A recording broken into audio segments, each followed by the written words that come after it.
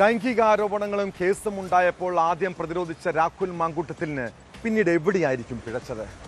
കോൺഗ്രസിൽ നിന്ന് സസ്പെൻഡ് ചെയ്തതിന് പിന്നാലെ പാലക്കാട് വീണ്ടും സജീവമായത് എതിരാളികളെ മാത്രമല്ല, സ്വന്തം പാർട്ടിയിലെ നേതാക്കളെ പോലും പ്രകോപിപ്പിച്ചതാണ്. സ്വന്തം മണ്ഡലത്തിലും പാർട്ടി പ്രവർത്തകർക്കിടയിലും സമൂഹ മാധ്യമങ്ങളിലും കിട്ടിയ സ്വീകാര്യത അയാളുടെ തിരിച്ചുവരവെന്ന് വ്യാഖ്യാനിച്ചവരുണ്ട്. പക്ഷേ പൊതുരംഗത്ത് സജീവമായ രാഹുൽ മാധ്യമങ്ങളെയും എതിരാളികളെയും പ്രകോപിപ്പിച്ചു. ഒടുവിൽ പെൺകുട്ടി നേരിട്ട് പരാതി നൽകിയതോടെ രാഹുൽ മാങ്കൂട്ടത്തിൻ്റെ രാഷ്ട്രീയ ഭാവി തന്നെ ചോദ്യചിഹ്നമാകുന്നു. ബംഗളൂരുവിൽ താമസിക്കുന്ന യുവതിയുടെ പരാതിയിലും പോലീസ് കേസെടുത്തതോടെ അയാൾക്ക് കുരുക്ക് മുറുകിയിരിക്കുകയാണ്.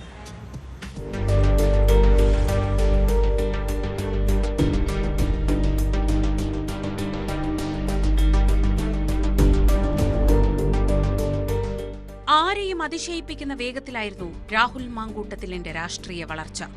എതിരാളികളെ വ്യക്തിപരമായി ലക്ഷ്യമിട്ടുള്ള ആക്രമണവും പ്രതികരണങ്ങളും ഒട്ടേറെ ശത്രുക്കളെ സമ്പാദിച്ചു. ആരും വിമർശിക്കാൻ ഭയക്കുന്ന മുഖ്യമന്ത്രി പിണറായി വിജയനെതിരായ പരാമർശങ്ങളിൽ സിപിഎമ്മിന്റെ കണ്ണിലെ കരടായി.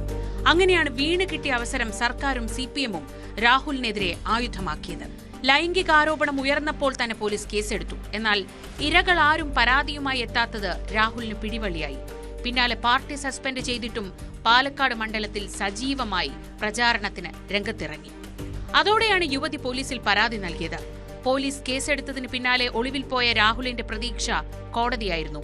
പക്ഷേ ബംഗളൂരുവിൽ താമസിക്കുന്ന 23-കാരി കൂടി പരാതിയുമായി പാർട്ടിയെ സമീപിച്ചതോടെ കാര്യങ്ങൾ ഒന്നൊന്നായി കൈവിട്ടു. രാഹുൽ മാങ്കൂട്ടത്തിനെതിരായ രണ്ടാമത്തെ പരാതിയിലും പോലീസ് കേസെടുത്തിട്ടുണ്ട്. ആ കേസിലെ യുവതിയെപ്പറ്റിയുള്ള വിശദാംശങ്ങൾ പോലീസിന് ലഭിച്ചു.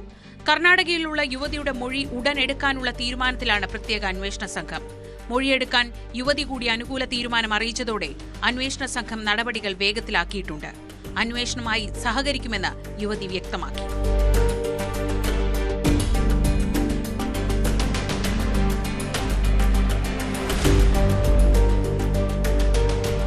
എത്ര കള്ളപ്രചാരണങ്ങൾ കൊണ്ട് മൂടിവെക്കാൻ ശ്രമിച്ചാലും സത്യം പുറത്തുവരുമെന്നതിന്റെ ചെറിയ തുടക്കമാണ് രാഹുൽ മാങ്കൂട്ടത്തിൽ വിഷയത്തിലെ പുതിയ സംഭവവികാസങ്ങളെന്ന് നടിയും മാധ്യമപ്രവർത്തകയുമായ റിനി ആൻ ജോർജ് പ്രതികരിച്ചു.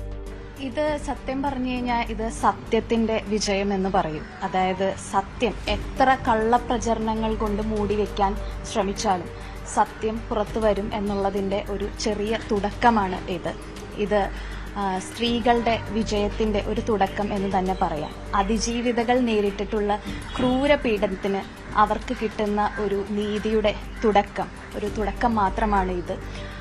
അവർക്ക് അവരുടെ സന്തോഷത്തിൽ ഞാനും പങ്കുചേരുന്നുണ്ട്. ഇപ്പൊ ഇനിയും അതിജീവിതകൾ ഉണ്ട് എന്നാണ് മനസ്സിലാക്കുന്നത്. അവരും ഇതിന്റെ ഭാഗമാകണം, നിങ്ങളുടെ നീതി കണ്ടെത്തണം എന്ന് ഞാൻ അഭ്യർത്ഥിക്കുകയാണ്. രാഹുൽ മാങ്കൂട്ടത്തിനെതിരെ ആദ്യമായി പരസ്യ പ്രതികരണം നടത്തിയത് റിനിയാണ്. ഇതിനു പിന്നാലെ മറ്റു യുവതികളും മാങ്കൂട്ടത്തിനെതിരെ രംഗത്തെത്തുകയായിരുന്നു.